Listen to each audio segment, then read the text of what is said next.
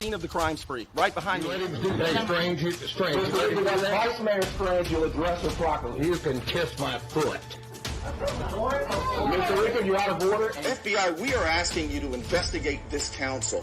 Please look into this council, how they award contracts, the bid process, how they use their positions to benefit their friends and themselves, how they use their positions to attack residents and critics and neighbors and business competition. FBI, will you please look into this? And I welcome the FBI here. If you notice, Mr. Thompson with his plea for the FBI and his watchdog group, this city runs the cleanest in this whole county. I guarantee He was served a federal subpoena this morning. Did receive a subpoena this morning, and we're going to cooperate 100% with the subpoena. And Most of you who were involved up here, you gaslighted me. You tried to say I was crazy. And now we know that that's not true. And there's a lot of other issues I've been asking about as well.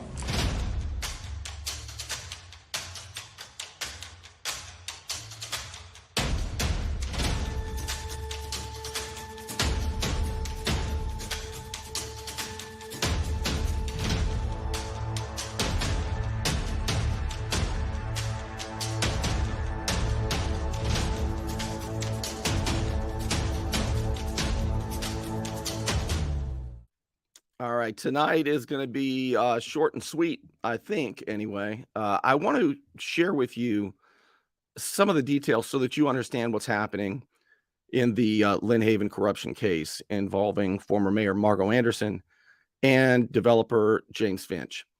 So, big news on Friday, and I posted about it, but I didn't do a show about it. So, let's do that. Let me make sure you understand what's going on. I'll read you WMBB's version of the news, and then I'll do my best to break it down so that you understand it. It's big and confusing. It was bigger and more confusing, but like, for example, when Margo Anderson was indicted, she was hit with 65 counts. 65. Did you know that 40 of them have been thrown out by the judge? 40. So she's 25 is, a lot. But it's going to be broken up in separate pieces. And both James Finch and Margo Anderson believe that's better for them in terms of a jury understanding all of the different facets of what they've been charged with. So I'm going to get right to that. Short and sweet tonight, I think, right after this. It's a hot time in Florida, and my friend Ryan could make sure your air conditioning is running at peak efficiency. He could even install a new one, built to a higher standard, American standard. Find out more at PCAirrepair.com. Don't let back pain and neck pain get you down. Find relief at Brown Chiropractic Center on St. Andrews Boulevard in Panama City. Dr. Sherry Brown helps people heal naturally with chiropractic adjustments and deep tissue massage. Call 769-3777. All right, let's take a look at WMBB's story here. Judge grants Lynn Haven Defendants motion for separate trials. Now look at how look how petty WMBB is. They're extremely hostile. Especially to her. The former mayor of Lynn Haven will now face two trials for her alleged criminal activities while she was in office. Now, that's a true statement, but doesn't it make it sound like she's in twice as much trouble now? However, in a win for James Finch, the owner of Phoenix Construction, the man federal prosecutors say bribed both the mayor and another city commissioner, will not be present for that trial. I'm going to just read through it, and then we'll talk about it. The former mayor, Margo Anderson, is allegedly involved in every aspect of the Lynn Haven corruption case that involves projects in the city, both before and after Hurricane Michael. Finch, however, is not accused of crimes connected to two projects after Hurricane Michael. All right? In his ruling, Judge Mark Walker, federal judge, said that while he believes the case was properly joined together, trying Anderson on these issues while also trying Anderson and Finch on other issues would be too confusing for the jury. Quote, and this is the judge talking, including the ECS and World Claim charges, along with the charges focused on the alleged Finch projects, runs the risk of the jury viewing all of the projects together as part of a single conspiracy run by defendants to bilk the city of Lynn Haven of public funds. The court has already rejected this overlapping conspiracy approach in finding count 1 of the second superseding indictment duplicitous. To minimize any more potential confusion for a jury, the fix is simple. The charges directed at Anderson alone will be tried separately from the remaining charges. End quote. In a previous filing, WMBB says, prosecutors wrote that they wanted to take Anderson to trial first in hopes that a guilty plea will convince her to testify against Finch. In an exclusive interview with News 13, Finch says that won't happen. Quote, there won't be any of Margot going against me, or there won't be any of me going against Margot. There's just one direction, and that's not guilty, says James Finch. Now, look at paragraph 2. Well, let's look at paragraph 1. The former mayor of Lynn Haven will now face 2 trials for her alleged criminal activities while she was in office. Factual statement, but it does make it sound as though she's in twice as much trouble. She's not in twice as much trouble. As a matter of fact, she's probably twice better off, because she'll be able to present her case that does not involve Finch, 2 of them, 2 issues, separately. And I'll explain a little bit more about that in just a moment here. And then WMBB says, however, in a win for James Finch, the owner of Phoenix Construction. So this was a big win for both of the defendants. And this was a big blow for the prosecutors. They really wanted this to be together. One big, giant, confusing mess for one jury. That's what they wanted. And if they couldn't get that, what they wanted was to start. There are 25 counts total. They wanted to start at count 17 or count 18 instead of starting at count 1. And the judge says, no, we'll just do it normal. So let's go to let's take a look at what I posted yesterday, because that will be concise.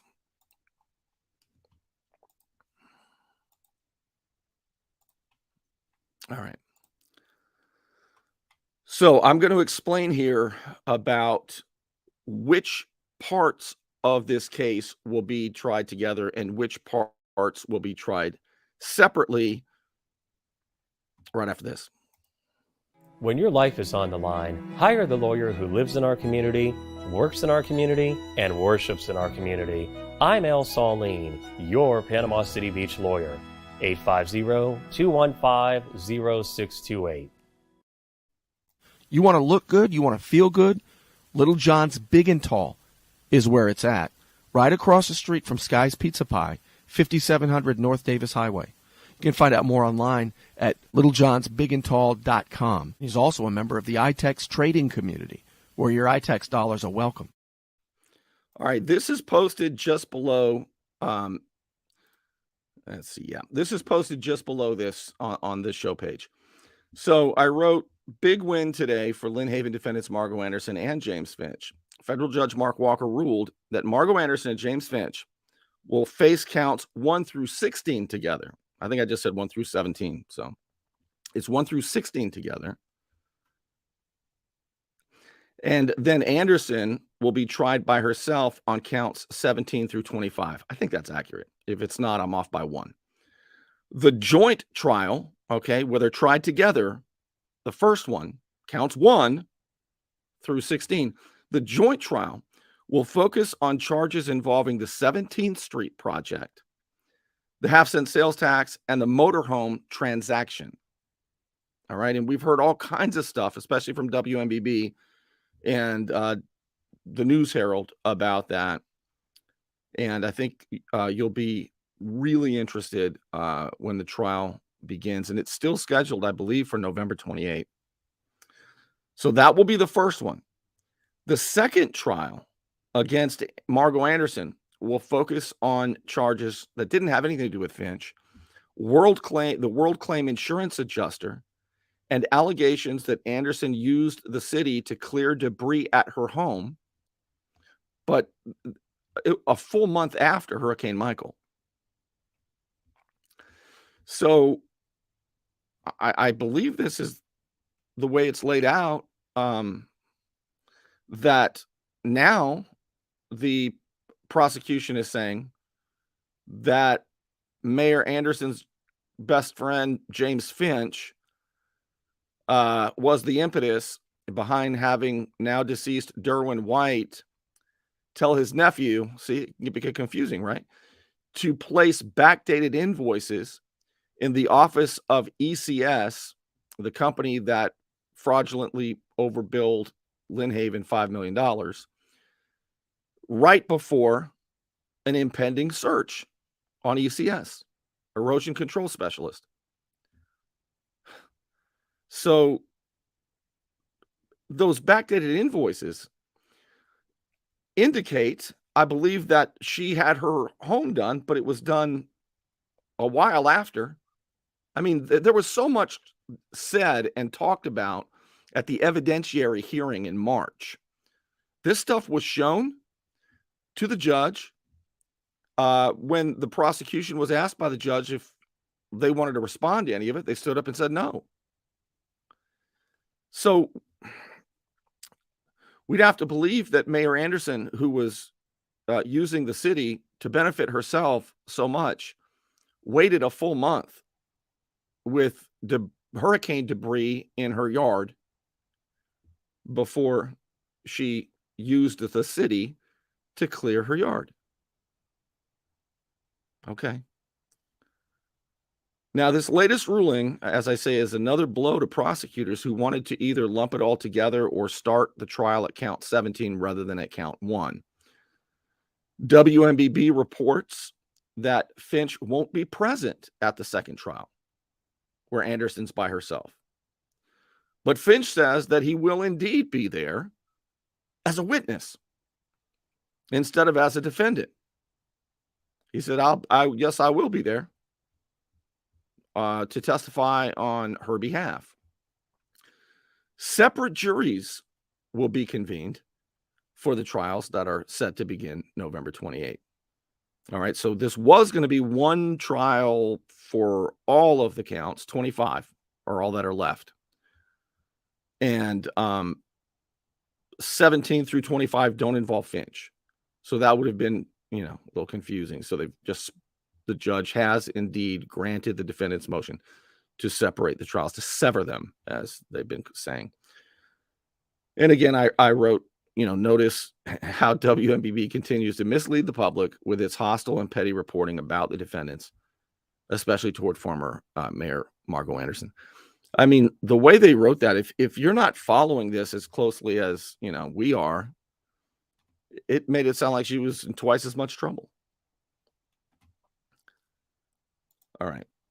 That's really all I wanted you to understand. I know I posted it, but I wanted to relay it to you this way too. Let me take a quick look at your comments. Where did Margot get money? I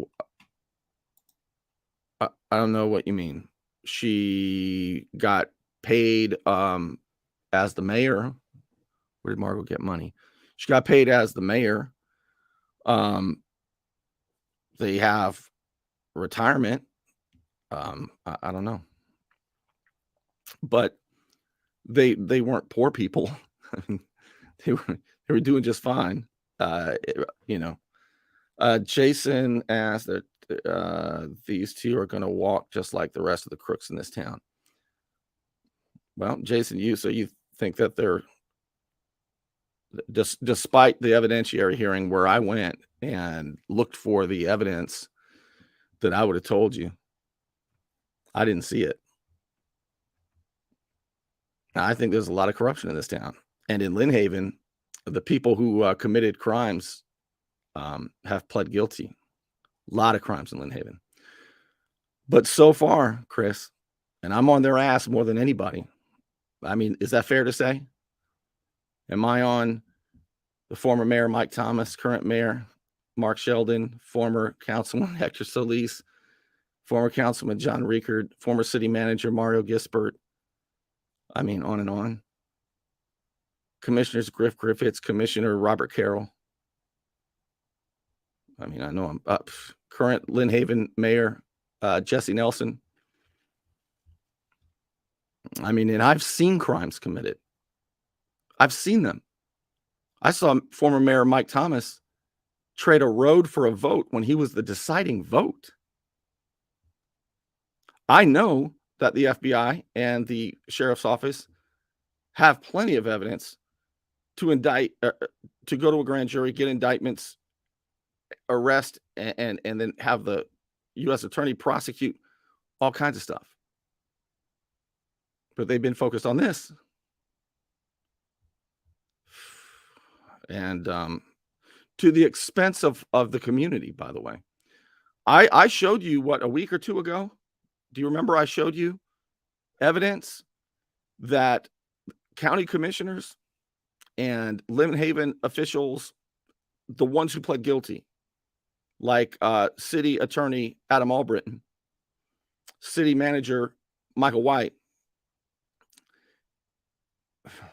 and others who are not in this pool yet, I showed you how they delayed the cleanup, the hurricane debris cleanup, and inflated the prices at the expense of this community when they could have done it much cheaper and they could have done it much faster. But instead, they awarded the contracts to GAC. They lied about another contractor who had a disposal pit just 6 miles off the Bailey Bridge. Alan Bird's company, Bird Enterprises. He offered a bid at, I think, as low as $3.50 a square yard to bury vegetative debris 6 miles off the Hathaway Bridge. But Derwin White and Adam Albritton wrote a fake letter to Ashbrit, the national company that was in on this, and they drove all the way to Steelfield at $4.70. The county commission adopted $4.70.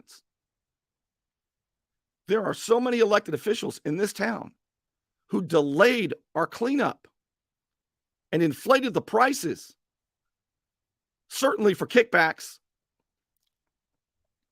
And they're roaming free, man. They're, hey, go after this that doesn't make sense. Here's the thing.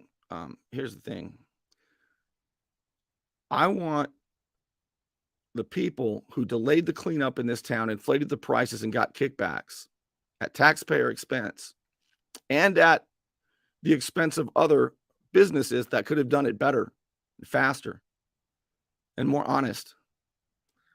I want them to be charged. But if they are charged of nonsense,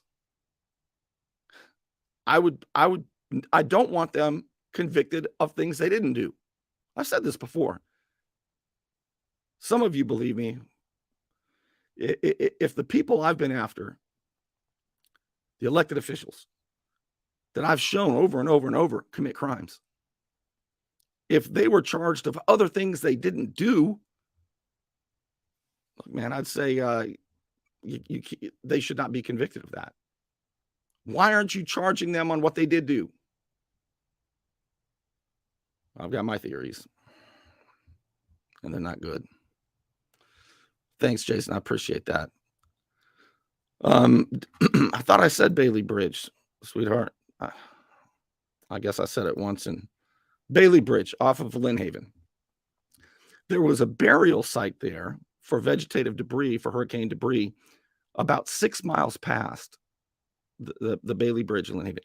Instead, the city manager who pled guilty, the city attorney who pled guilty, they had a fake letter, justification letter, with Ashbrit, the company that was giving kickbacks to GAC and others that are not in the pool yet.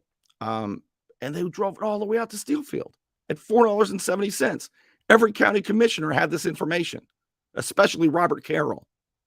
Especially Robert Carroll. He was the engineer of record who built the pit that was closer back in 2004.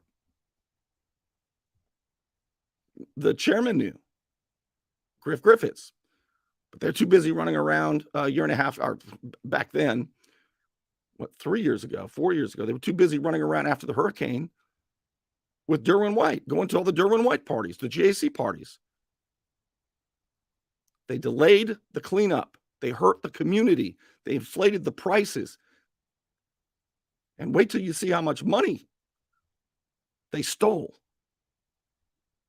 And all the people who are not facing trial. It's worse than your wildest imagination. All right, let's see here. Let's see.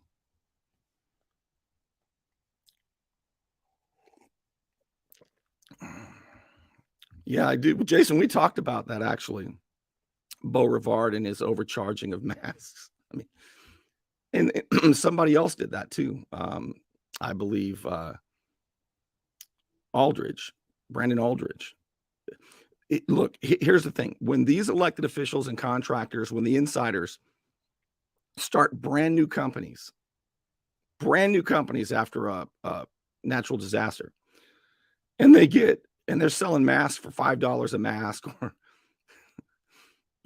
or they're, getting all the contracts at inflated prices. It's so brazen, but somehow they know that they've got protection at the state and federal level. That's the crazy part. All right, I'm going to get out of here. I just wanted to tell you about the stuff I told you about, and I got all carried away. All right. I will be back very soon because I got lots more to tell you.